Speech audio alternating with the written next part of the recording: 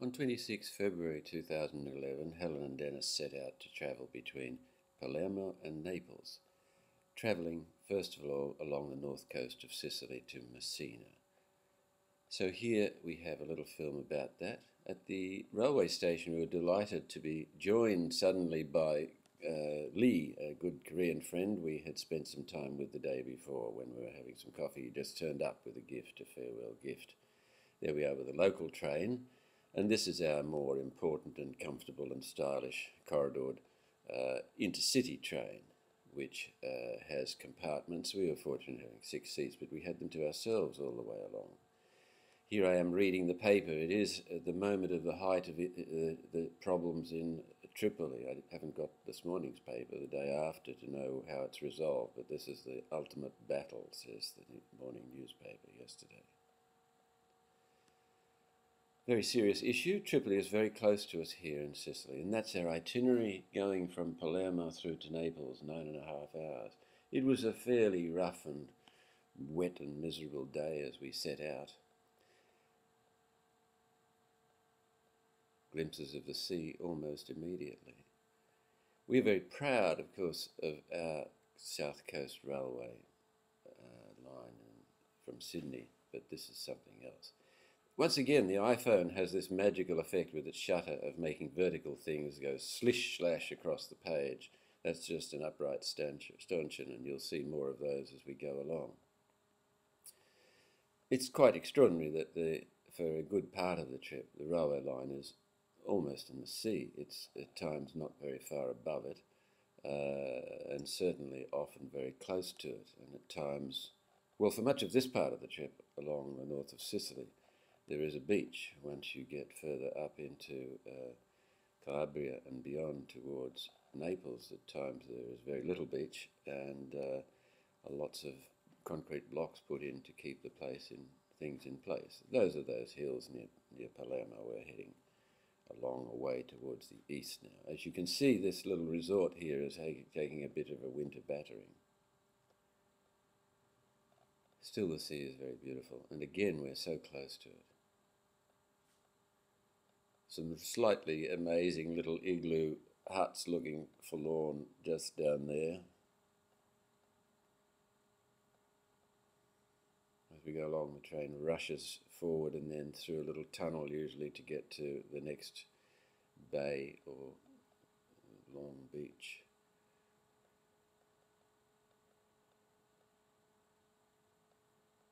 Further along, but not so much here, there are, as well as resort places, quite substantial areas of dwelling along the seashore.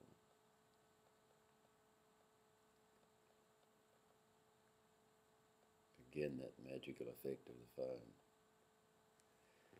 Even at the closest to the sea, there is still this constant focus on productivity from the land.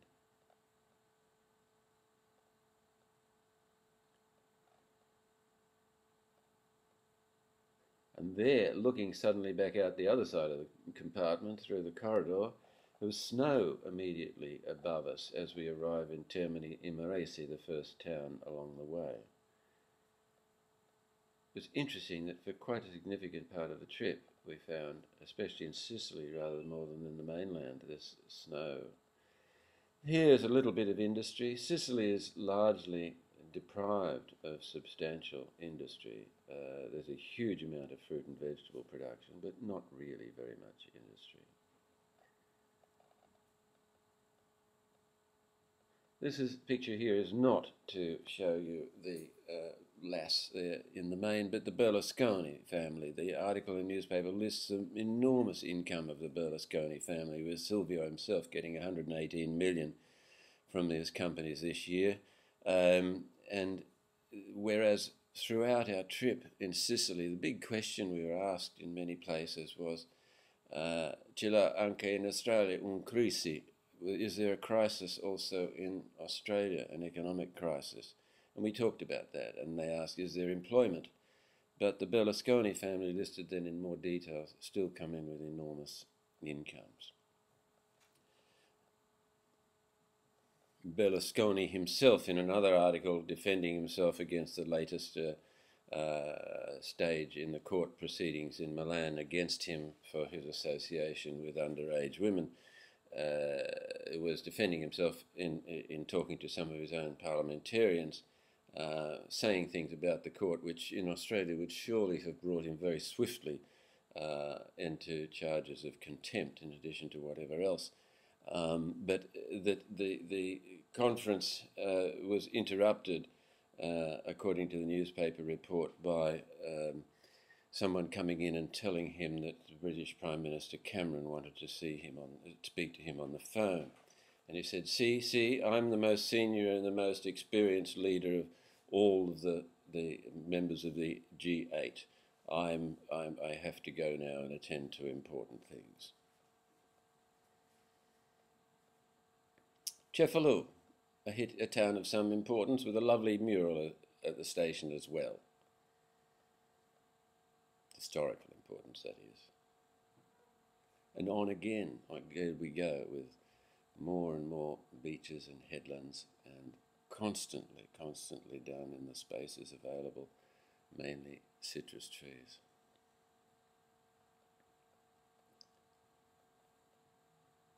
There was abundant fish in all of these coastal cities and towns in Sicily and again here in Naples. However, the fishery is not enormous, and the seas, the ocean floor drops away very rapidly. Between here and Rome, say, the sea drops to great depths. And when we think how extraordinary it was that Hannibal took his elephants around through Spain from Carthage, that's Tunisia, to get to Rome, to attack Rome, going through the Alps, which certainly had the benefit of surprise. It's also worth noting that in that same sort of period of time, BC, the Phoenicians had managed to arrive at Marseille and in Italy by travelling by the same wide route, it not being safe in those times to travel beyond land, beyond sight of land. Well, here we are looking at the sea, and there we are about to enter a tunnel. There are lots and lots of tunnels as we go along.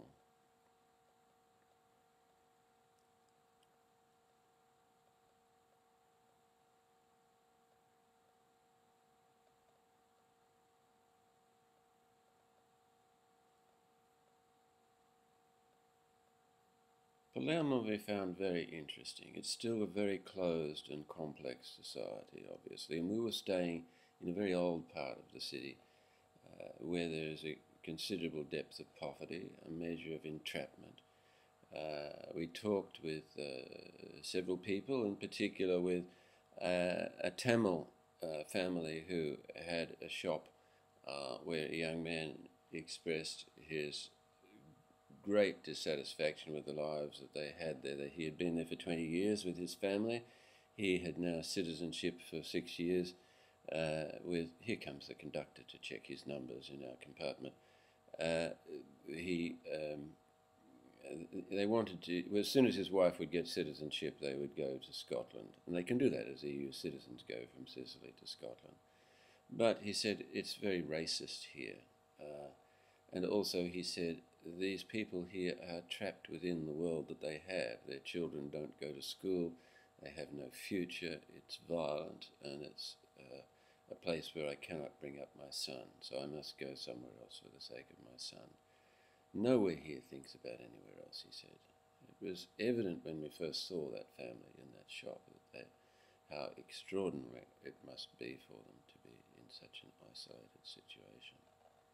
Here you see some modern development, and I wanted to make the point here, which I perhaps should have been in the last several minutes, that while you have, everybody wants a garden as where you have the space in medium density, compared with Australia, the garden is very different. Gardens here are always tending to the productive.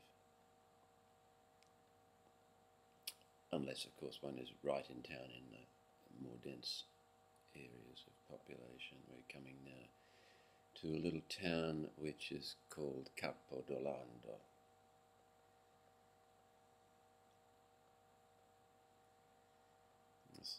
turned it. Now and off we go again along the coast. Glimpses all the time of these smaller and larger properties between us and the sea. And the area around them is not wasteland, it's, you see, ploughed or cultivated one way or another, or full of fruit trees.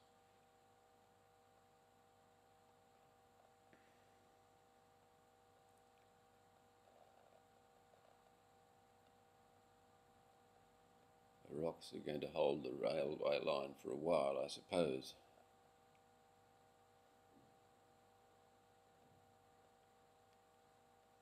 I think seeing the way these gardens are, even with fruit trees there in those town gardens, but seeing how gardens are where people have space for them in Italy provides a much greater understanding for what it is that we see in the gardens of Italians who come to Australia. Noting, of course, that the greatest number of Italians coming to Australia have come from Sicily or other areas of southern Italy. Not so much Palermo. Here you see the day is clearing, it's turning into a gorgeous blue day. Not so much Palermo, I say, because somehow or other, partly it's closed in nature, its complexity, its orientation, much more to the United States too, I think. But from eastern Sicily, you find more families with Australian connection.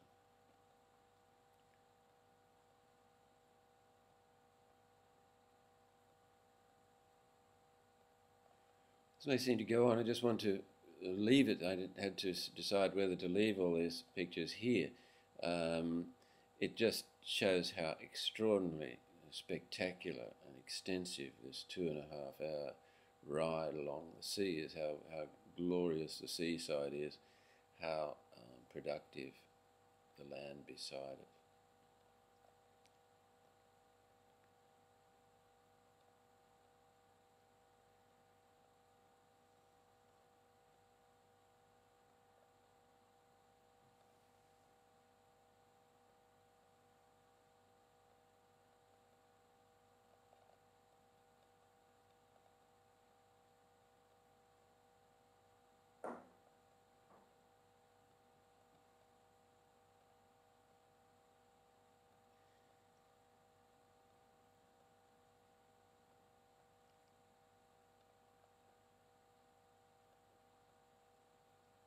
Here, as we get towards the east, there is much more development. Again, it's mainly urban residential. There is still, but with a lot of oranges and mandarins tucked in between, and a crane building something over there. We're now in a tunnel, and when we come out of this tunnel, we're in the great railway yards of Messina Centrale, the central railway station of Messina, which is right by the sea.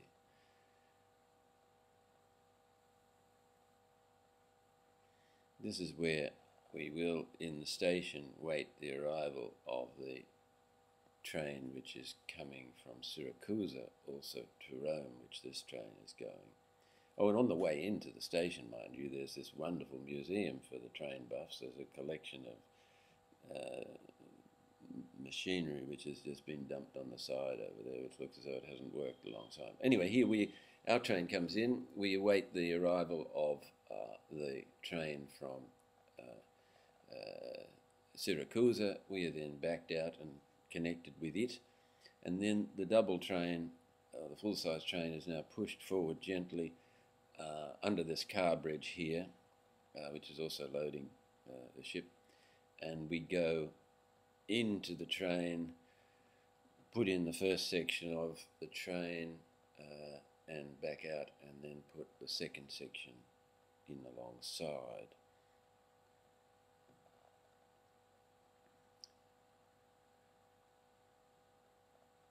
So here we are going in past the other section of train, which is already, I guess, locked in place there. And now we will go up the steps from the train parking area, if that's what you'd call it, and we are on the deck as the ship now begins to back out from wharf in Messina to go to Villa San Giovanni, a short distance across the Straits of Messina in Calabria, the mainland of Italy, from where the train will be unloaded, reconnected, and proceed on its way to Naples and Rome. It was a really lovely break, and we were very fortunate that we had good weather at this point. That is a white dog travelling loose on the train. I haven't looked to see what the Latin means, but it means hello and goodbye to Messina in some gracious manner, I'm sure.